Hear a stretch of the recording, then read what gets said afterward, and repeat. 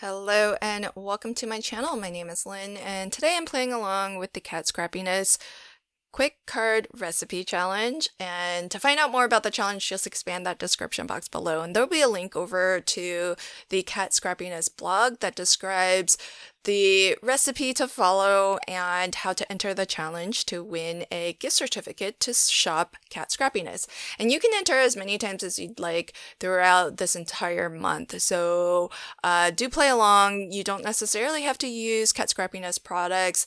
This is just to give you some inspiration for how to create some cards, whether you are new to card making or you've been card making for years.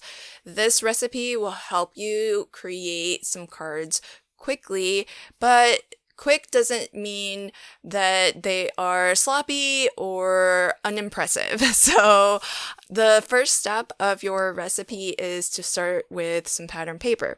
Pattern paper, I feel, is a really great way to start a card because it helps you to kind of break that white canvas of your card base, and oftentimes the pattern paper, for me anyways, really starts to dictate the design of the rest of the card because it can really inform your color choices. It can inform maybe the look and the feel of your card. So today I'm crafting with the Crafty Quokka paper pad, which is very fun, very whimsical, and has a lot of springtime colors. So that's going to really help to push my card towards those themes. And so what I've done is started with a background that is very colorful. So that's gonna give me a lot of choices for colors for the rest of the elements on my card. The next step is to lay a foundation for my focal point. A really great way to start your focal point off is to create a base that you can kind of build on top of. And for that, we are suggesting that you use some nested shape dies. Included in the bundle that's been curated for this fun challenge is the wonky stitch oval shape dies, and I picked one that I felt was a good size for the card that I'm making.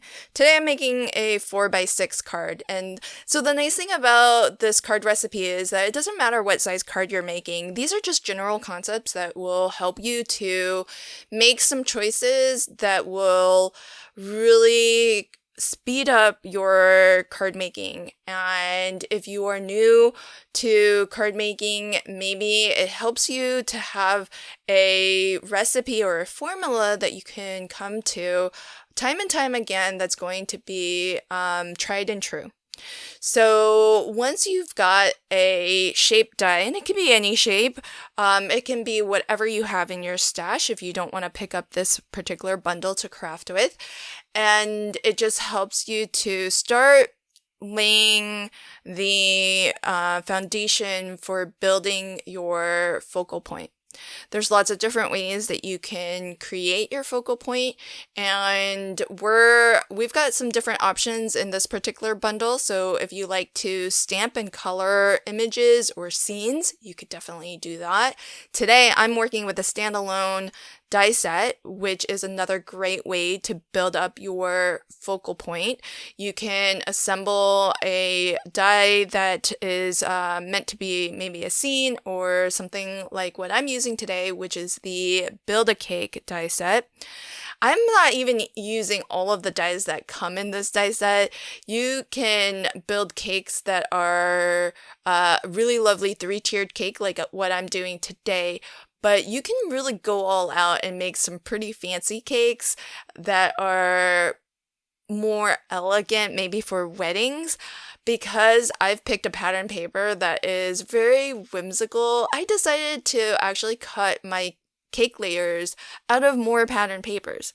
And the one thing I really love about how Cat Scrappiness designs their pattern papers is that this is the Crafty Quokka paper pad. So there are some very fun, highly themed papers that are all about crafting and all about our favorite critter, the quokka. But what you'll also find on the backs of those very graphical patterns will be more general purpose patterns like the ones that I've chosen for my card today. So as you can see, none of the pattern papers I'm using on my card are anything to do with crafting or quokkas. So I feel like that's the sign of a really well-designed paper pad, because then you're going to be able to really use everything in the paper pad.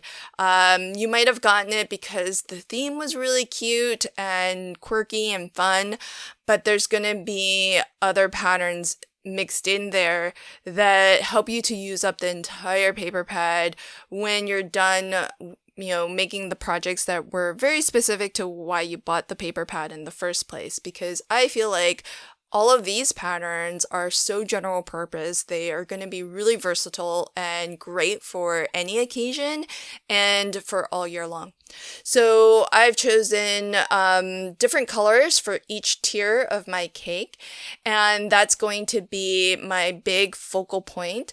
For my sentiment, I did use a stamp and die set from Cat Scrappiness called Simple Sentiments. It's really great for stamping out loads of sentiments in one go and then die cutting them all out so that you have these nice little banners to use. I just have a little baggie of these and I reach for them time and time again. So once you have your focal image created, then the last step to our recipe is just that last finishing detail. So kind of like the garnish on your main course meal. The finishing detail for my card today is going to be just a sprinkling of some of the really lovely glitter enamel dots that Cat Scrappiness has. There are so many different options for embellishments. You can use clay slices, sequins, confetti, and of course the enamel dots in a multitude of colors. So that's my finished card for today. I hope you play along with the Cat Scrappiness Quick Card Recipe Challenge. Again, you have all of April to enter for a chance to win a gift certificate to Cat Scrappiness. So click on over to the Cat Scrappiness blog. The link to that will be in the description box below if you want to play along. I'll also leave a link to the special bundle that has been curated and that I used on my card today. Thanks so much, and until next time, happy crafting and have a fabulous day. Bye.